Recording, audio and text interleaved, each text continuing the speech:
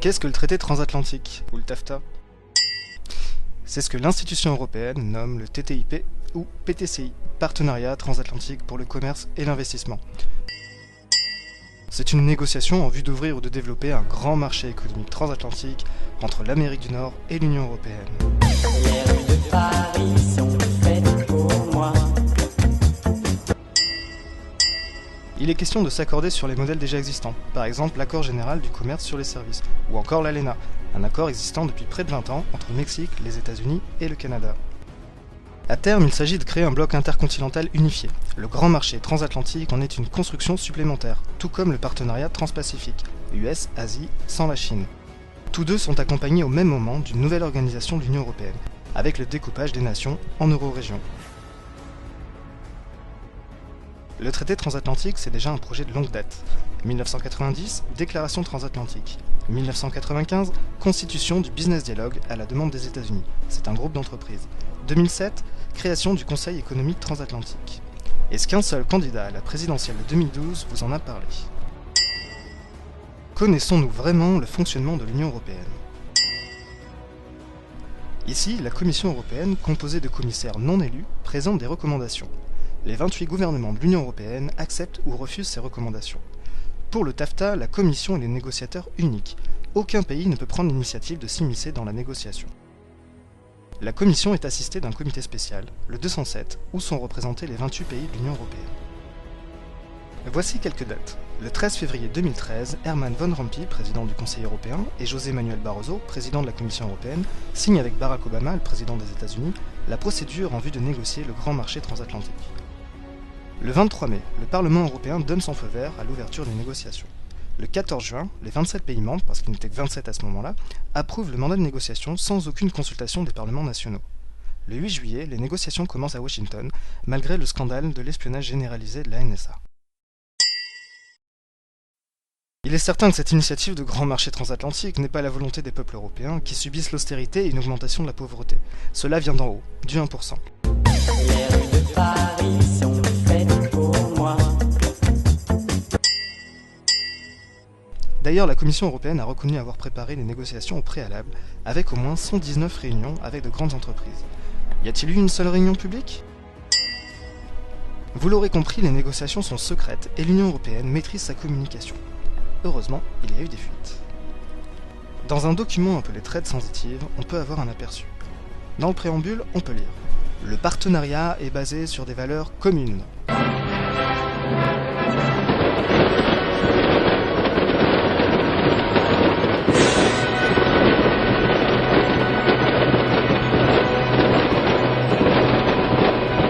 Des valeurs communes?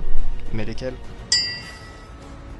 En effet, il y a des divergences. Le rôle de l'État. Les États-Unis sont une fédération, la France est une république indivisible, et l'Europe n'est pas encore supranationale.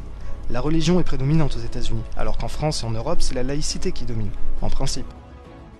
God bless you. God bless the United States of America. God bless our God bless you.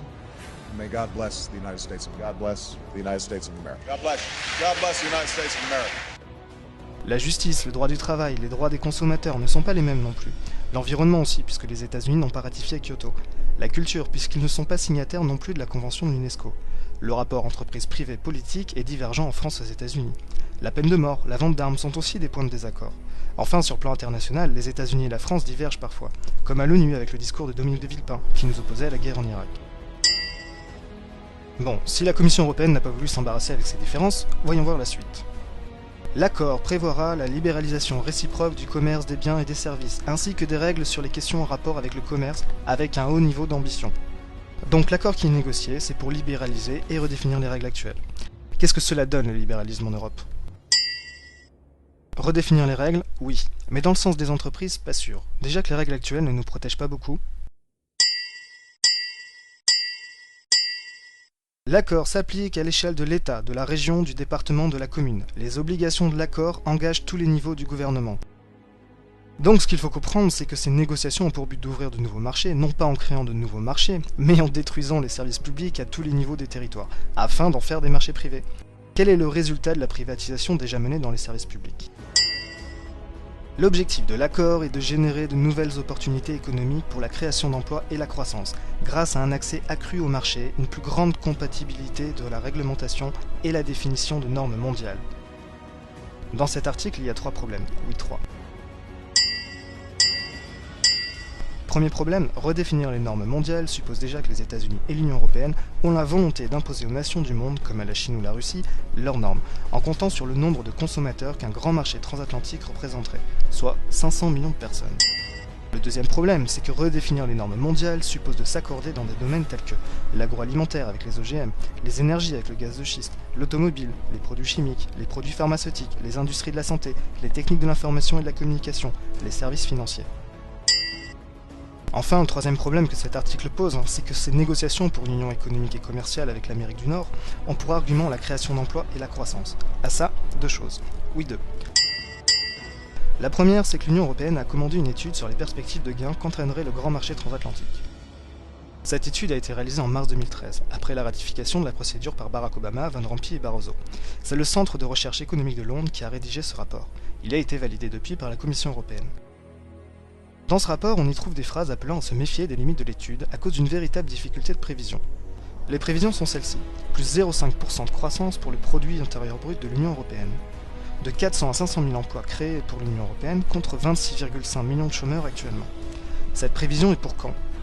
Pour 2027, c'est-à-dire dans 13 ans. Les rues de Paris sont faites pour moi. Enfin, la dernière chose que soulève cet argument, c'est la considération que l'Union européenne et les États-Unis, même la France, ont de la croissance. En effet, notre économie est construite sur la nécessité d'une perpétuelle croissance, un peu sur le modèle du Monopoly. À la fin d'une partie, le jeu s'arrête, mais dans la vraie vie, quand les joueurs n'ont plus de quoi vivre, ils font comment ? Quel est le niveau de pauvreté, de suicide, de fermeture d'entreprise, de vie détruite qu'il est nécessaire pour changer de modèle économique ? C'est quoi la limite ? Le but sera d'éliminer toutes les obligations sur le commerce bilatéral, avec l'objectif commun de parvenir à une suppression substantielle des droits de douane. Même si bon nombre de tarifs douaniers ont été déjà éliminés, il subsiste des désaccords entre les États-Unis et l'Union européenne, concernant le textile et l'agroalimentaire notamment. Jacques Barthelot, agroéconomiste, dit « Un tel accord dans le domaine agricole accélérerait le processus de contraction des exploitants pour maintenir une compétitivité minimale, réduisant drastiquement le nombre d'actifs agricoles, augmentant fortement le chômage, la désertification des campagnes profondes, la dégradation de l'environnement et de la biodiversité, et mettrait fin à l'objectif d'instaurer des circuits courts entre producteurs et consommateurs. L'accord devrait viser à inclure un mécanisme de règlement des différents investisseurs-États. Il est question ici de protéger les investisseurs en créant spécifiquement pour eux un tribunal d'arbitrage indépendant de toute juridiction. Le droit à la concurrence l'emporte sur le droit social. Par exemple, un État ne pourra plus décider d'une politique en direction d'une région défavorisée sans procurer le même type d'avantages au secteur privé nord-américain et européen. L'accord portera sur des questions liées au droit de propriété intellectuelle. Depuis la fin de la Seconde Guerre mondiale, le savoir ne se fait plus par mimétisme, comme pendant des siècles, mais maintenant par des échanges commerciaux et une appropriation du vivant par les brevets. Cela a pour effet de favoriser la rentabilité des innovations, à défaut de l'intérêt général. L'accord traitera des questions de transparence. À cette fin, il comprendra des dispositions sur l'engagement de consulter les parties prenantes avant l'introduction de mesures ayant un impact sur le commerce et l'investissement. Est-ce que chacun des États membres devra demander la permission avant de légiférer à un organe supranational ? C'est bien la question que cet article soulève. Ici, l'Union européenne marque l'objectif de prendre un peu plus le contrôle sur les peuples. En résumé, le traité transatlantique, le TAFTA, n'est pas un traité pour la croissance et l'emploi, c'est un traité pour confier le contenu des normes aux firmes privées et limiter le droit des gouvernements et des parlements à légiférer. C'est un vol des pouvoirs. Comment sommes-nous arrivés là ? C'est peut-être que dans un premier temps, nous avons confié notre pouvoir citoyen à des représentants qui, eux-mêmes, exercent le pouvoir au profit premier de leurs intérêts, celui que l'argent permet. Et que dans un deuxième temps, dans les années 60, s'est développée une idéologie de la corporation. Les yeux dans les yeux. Est-ce que vous avez eu un compte en Suisse ou pas? Je n'ai pas. Je n'ai jamais eu. De compte en Suisse Jean-Jacques Bourdin.